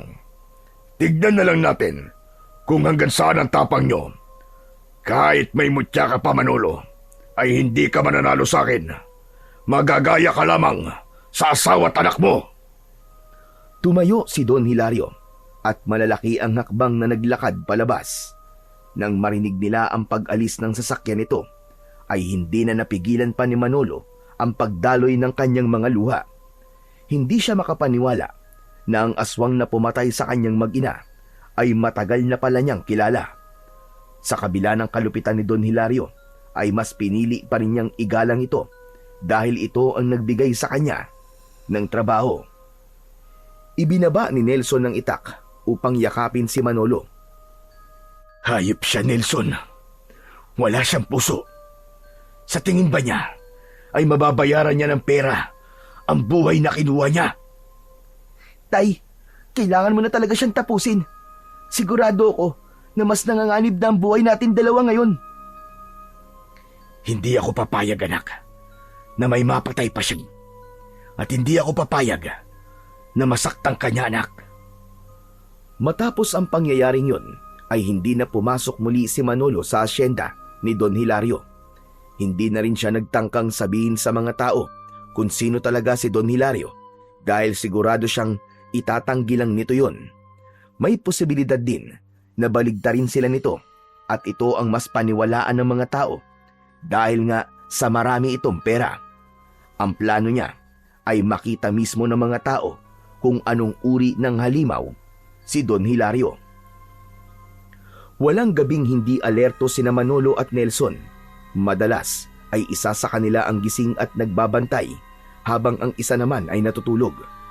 Malakas ang kutob nila na sila na ang target ngayon ni Don Hilario dahil nasa kanila ang mutya at alam na nila ang sikreto nito. Hanggang isang gabi, habang tahimik ang buong baryo, ay napapitlag si Manolo mula sa pagkakaupo sa gilid ng kama nang makarinig siya ng kaluskos sa bubong. Agad niyang hinawakan ng itak at ikinulong sa kanyang palad ang mutya na nakasabit sa kanyang leeg. Tinapik niya sa binti ang natutulog na si Nelson na agad namang nagising. Bakit po, tatay? Nelson, anak, nararamdaman ko na nandito na si Don Hilario. Ano po? Tay, ano pong gagawin natin? Dito ka lang sa loob, anak. Huwag kang lalabas kahit na anong mangyari. Kailangan ko na siyang tapusin. Tay, mag-iingat ka po. Tumango si Manolo at matapang siyang lumabas ng kanilang kubo. Tumayo siya sa harapan at sa bubong ay nakita niya ang isang aswang na nakatayo roon. Mula sa dilim ay kitang-kita niya ang namumula nitong mga mata. Bumaba ka na dyan at harapin mo ko! Isang nakakatakot na halakhak ang pinakawalan ng aswang at saka ito tumalon paibaba. Bibigyan pa kita ng isang pagkakataon, Manolo. Ibigay mo sa akin ang mutya at hahayaan ko kayo mabuhay na magkama. Masyado kang makulit, aswang ka. Ilang beses ko man dapat sabihin sa'yo na wala akong balak na ibigay sa'yo ang mutyang ito. Naggalit ang ngipin ng aswang at sa isang iglap ay bigla itong umatake. Napakabilis nito na parabang isa itong kidlat. Isinangga ni Manolo ang itak sa matutulis na kuko ng aswang at doon na nga nagsimula ang kanilang sagupaan. Nagpalitan ang dalawa ng pag-atake at pagdepensa. Sa una ay lumalamang si Manolo. Bawat sugat na natatamo ng aswang ay umuusok ito dahil sa kapangyarihan ng mutya. Nang marami ng sugat si Don Hilario ay umatras ito habang bakas sa muka ang sakit. Ramdam na ramdam ni Manolo ang ibinibigay sa kanyang lakas ng pinakamakapangyarihang mutya. Ano, Don Hilario? Sumusuko ka na ba? Hindi porket nakakalamang ka ay kailangan ko ng sumuko. Hindi ako titigil hanggat hindi ko nakukuha ang mutya at hindi kita napapatay. Muling nagpatuloy ang kanilang sagupaan. Hindi nagtagal ay biglang bumaliktad ang laban. Sa isang mabilis na galaw ay sinunggaban ni Don Hilario si Manolo. Maigpit siya nitong niyakap sa bewang at saka siya malakas na ibinagsak sa lupa. Bago pa makabawi si Manolo ay pinilipit ng aswang ang kanyang braso at sinundan nito yon ng malakas na tadyak sa kanyang dibdib. Kumalat ang sakit sa katawan niya at nabitiwan niya ang itak. Malakas na sinipa ni Don Hilario ang itak at tumalsik yon malapit sa pinto ng kanilang bahay. Binitiwan ng aswang si Manolo at tumayo ito sa harapan niya habang nakangisi ng malaki. Paano ba yan? Wala ka ng sandata. Paano ka pa makakalaban sa akin, Manolo? Tumiim ang bagang ni Manolo habang nakaupo sa lupa hanggang sa nakita niya na kinuha ni Nelson ang itak at walang pagdadalawang isip itong tumakbo pasugod sa aswang. Isinaksak ni Nelson ang itak sa tagiliran ng aswang. Napaluhod ang aswang habang hawak ang tagiliran. Tay! Ang itak niyo po! Ibinato ni Nelson ang itak kay Manolo. Matagumpay naman yun na nasalo at agad siyang tumayo sa harapan ng nakaluhod na aswang. Nakalimutan mo yatang dalawa kaming kalaban mo. Hindi na hinintay ni Manolo na makapagsalita ang aswang at buong puwersa niyang tinaga ito sa leeg. Sa lalim ng sugat na nilikha ng pagtaga niya ay halos humiwalay na ang ulo ng aswang sa katawan nito. Duguan at walang buhay na bumagsak ang katawan ng aswang sa lupa. Masayang lumapit si Nelson kay Manolo at nagyakap silang dalawa. Ang galing mo, Tay! Napatay niyo na po ang aswang! Talo na sana ako, anak eh. Kung hindi mo lamang ako tinulungan. Maraming salamat, anak. Siyempre naman po, hindi ko po kayo pwedeng pabayaan, no? Tatay ko po kayo eh. Salamat, anak. Sa wakas, naipaghiganti na rin natin ang nanay at kapatid mo. Pati na rin ang mga taong pinatay ng hayop na Don Hilario na yan. Sa pagtingin ni Manolo sa paligid, ay napansin niya ang mga taong nakasilip sa bintana at pinto ng kani-kanilang mga bahay. May ilan na lumabas at naglakad palapit sa kanila. Mga kasama, magsilabas kayo sa inyong mga bahay. Tignan nyo kung sino ang aswang na matagal na nananalasa dito sa ating baryo. Lumapit kayo rito para makita nyo kung sino ang pumapatay sa mga mahal natin sa buhay. Mas dumami ang mga taong lumapit upang makita ang walang buhay na aswang na nakahandusay sa labas ng bahay ni Manolo. Lahat ay nasaksiyan ang unti-unting pagbabalik ng anyo ng aswang sa pagiging tao hanggang sa tuluyan na yung naging si Don Hilario. Binalot ng gulat ang lahat ng tao habang si Manolo ay inakbayan si Nelson at magkasama silang pumasok sa kanilang tahanan. Makalipas ang ilang araw, ay tuluyan na ngang bumalik ang kapayapaan at katahimikan sa baryo ni Manolo. Matapos mamatay ng aswang, ay namuhay na ng normal ang lahat at nawala na ang takot nila sa tuwing sumasapit ang gabi. Isang umaga, nagtungo sina Manolo at Nelson sa ospital para muling magpates si Manolo. Napansin kasi niya na hindi na sumasakit ang dibdib niya nitong mga nakaraang araw at umasa siya na magkakaroon ng panibagong resulta ang mga test na isasagawa sa kanya. Makaraan lamang ang ilang oras na paghihintay sa resulta ng test ay tinawag na ng isang nurse ang mag-ama dahil kakausapin daw sila ng doktor. Pagpasok nila sa isang silid ay naroon na ang doktor. Hawak na ang resulta ng mga test. Kinabahan si Manolo nang mapansin niyang nakakunot ang noo ng doktor habang nakatingin sa resulta ng kanyang test. Dok, ano pong resulta ng mga test sa akin? Manolo, base sa resulta ng iyong mga pagsusuri, ay wala na pong problema sa inyong puso. Normal ang tibok, malinis sa mga ugat, at wala na po tayong nakitang dahilan para ituloy pa ang operasyon. Napatingin si Manolo kay Nelson at kapwa may pagtataka ang kanilang mga muka. Muling bumalik ang tingin ni Manolo sa doktor. Sigurado po ba kayo, doktor? Sigurado ako, Manolo. Hindi ko po alam kung paano nangyari ito. Sa totoo lang, mahirap ipaliwanag. Pero kung ako ang tatanungin, mukhang isang himala ang nangyari sa inyo. Dahan-dahang bumalot ang ngiti sa mukha ni Manolo at agad niyang niyakap ang kanyang anak. Nang dahil sa labis na kasiyahan, ay hindi na napigilan pa ni Manolo ang mapaluha. Taimtim siyang nagpasalamat sa Diyos dahil sang-ayon siya sa sinabi ng doktor na isang himala ang nangyaring yun sa kanya. Isang gabi, habang mahimbing na natutulog, ay nanaginip si Manolo. Sa panaginip niya ay lumitaw sa harapan niya ang isang nilalang na nababalot ng liwanag, ang engkantong may-ari ng mutya. Ipinahayag nito na bilang gantimpala sa kabayanihan ni Manolo sa pagpatay kay Don Hilario na isa palang aswang, ay ginamit ng pinakamakapangyarihang mutya ang kapangyarihan nito upang pagalingin ang puso ni Manolo.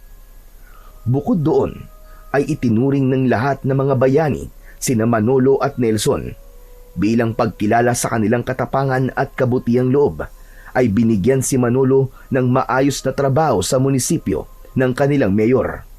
Si Nelson naman ay pinagkalooban ng isang full scholarship hanggang sa kolehiyo ng isang kilalang universidad sa lungsod. Ilang linggo makalipas ang lahat, bumalik sina Manolo at Nelson sa gubat. Bitbit nila ang mutyang nakalagay sa kahon. Muli nilang ibinaon sa tabi ng puno ng balete ang kahon na yon. Tay, sigurado ka ba na ibabalik na natin sa engkantong yun ng mutya?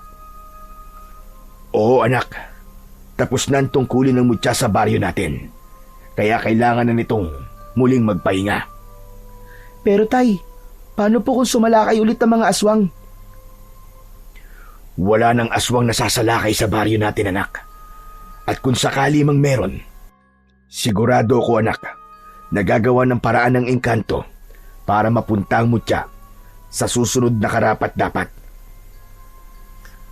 Ginulo ni Manolo ang buhok ni Nelson at sabay silang naglakad palabas sa gubat.